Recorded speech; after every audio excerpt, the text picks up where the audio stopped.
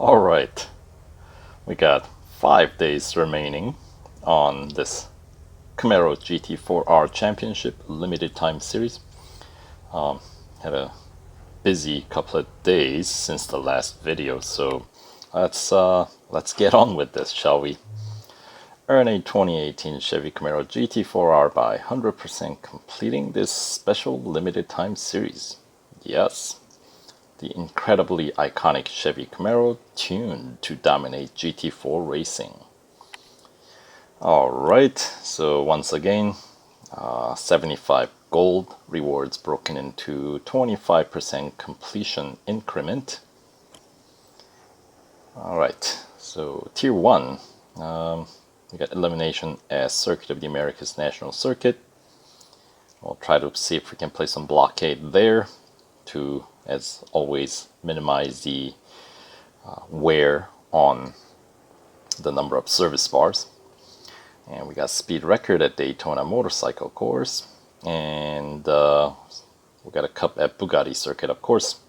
So we've got a loaner as always, yes. And let's spend some racing dollars since we cannot really go all that deep in this series without any. So alright, time to spend some racing dollars. 616,400 to be exact, starting with engine. Alright, and the drivetrain, it's gonna be another 98,900. So, and the body, let's see, yeah, that's a 0.6 PR point boost for body. And the suspension gives us a little bit more PR boost. And exhaust always has a very good ratio of return for the amount it costs in terms of what we get back. Not just in PR point boost, but also actual performance boost typically. And brakes always the cheapest one with also the smallest amount of PR boost. And finally, tires and wheels, one of those, I guess you could call it the average boost for average cost. Alright, so let's see how we fare in this match number 1 with the brand new car we get to test out now. Camaro GT4R. As I explained in earlier videos, it's got the highest spec across the board, except for the top speed department. It's got the best acceleration, also has the best braking distance, and it's got the highest grip, and yeah, and also has the highest PR overall, even though the cost to upgrade is so far looking exactly the same. So, excuse me. Alright, where is a good place to set up shop? Could we do it right on this left-hander in one of these S's, since most of these guys will be slowing down, so good place to do this, or not. Alright, we got a Seeper.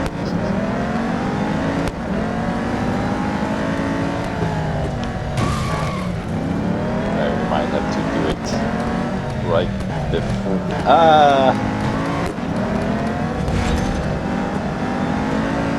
I know. So much effort put into doing this silly shenanigan. Oh.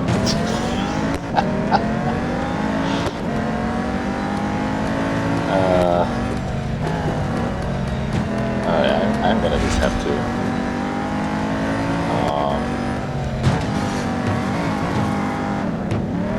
That's not helping. Trying to hit him out of the track, but these guys have a pretty good grip that is coming back to haunt me here. Let's see, playing the Pong with cars.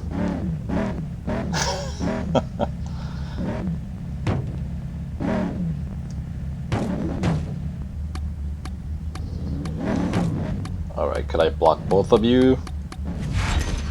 And I believe Jackknife ends up being the remaining survivor. Alright, so yeah, we'll just kind of hang out, check out the crowd. There we go. Yep. So yeah, spec-wise, this car does not come in second in any department except for top speed. It's always on the top. Of course, amongst the GT4 cars, right? So, of course, the top speed, something does have to give, right? So, top speed is, I would say, good amount, significant amount lower than the competition. But, you know, most tracks you don't get to push the car's top speed all the way to the top. So in most cases, top speed isn't going to play as great of a role as, say, acceleration and grip. And of course, if not banging into a wall or staying on track becomes an issue, then the braking will play a big role too. But anyway, speed record, let's see. 249 and change was the target, and of course my current top speed, I think it's 263, right? So in certain other tracks that might be pretty close to the limit of the car, but so it might get trickier in certain tracks. Let's say Catalonia, we rarely push all the way to the top speed. I cannot think of any part of the track that is long enough to do that, but here at Daytona, once we get out to the exterior, the outer ring section of the circuit, pretty much going flat out with banked turn.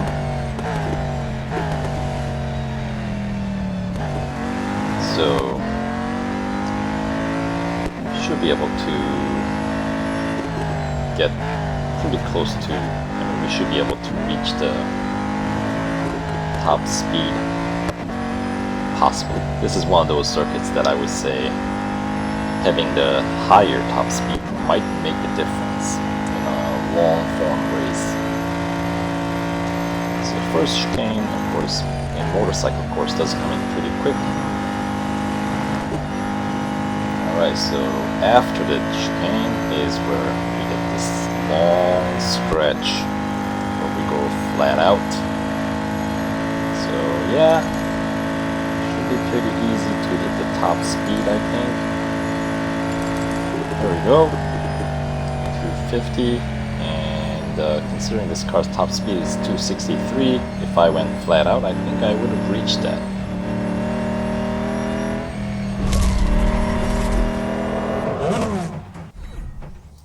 Exactly at 250. What are the chances? Down to 1/100th of a kph.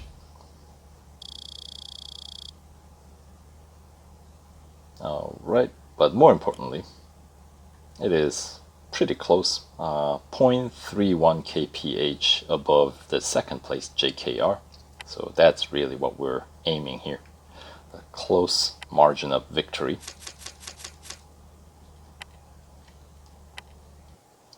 Alright.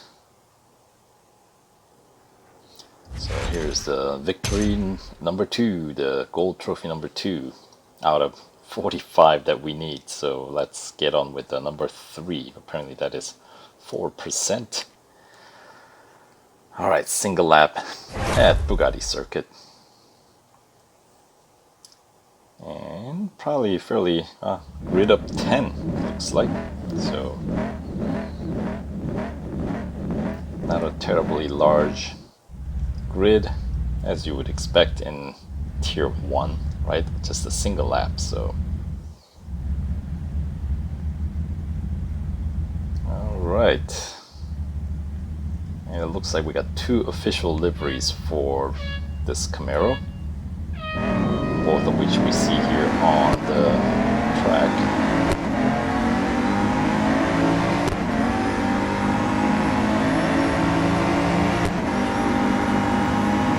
We'll take the inside through this first gentle... Whoa! Alright. Going on the wrong direction there, mister. It's like a road debris that just floats across the track. Alright, nice grip, as we expect. As I said before, we'll have to do more of a head-to-head comparison against, I guess, on the opposite extreme of grip side of things. I think Mercedes has the lowest grip out of the 4 or 5 GT4 cars, so we'll have to compare the two extremes, right? One with the highest grip and the one with the lowest grip, and see if it really makes all that much of a difference in actual racing. Because spec is one thing, you know, but how does it actually make a practical difference in actual racing? I feel like there's gonna be when they're all fairly grippy, right? Even if there is difference, if the races that we actually do don't get to take advantage of those spec differences because they're close enough, you know what I mean, then, you know, the differences in performance out of like amongst these 5 cars become kind of moot point, right? Like, I'm thinking NASCARs. I feel like there's, I mean, yeah, if you ask me, I would say I think all the NASCARs, at least within the same year, perform about the same. Of course, when we do one of those weekly time trial tournament, maybe the tiniest bit of difference does come into play role, but you know, aside from that, I don't think it really makes all that much of a difference. So we'll see if that ends up being the case in GT4 as well. So, alright, so let's move on to Tier 2. See you in the next video.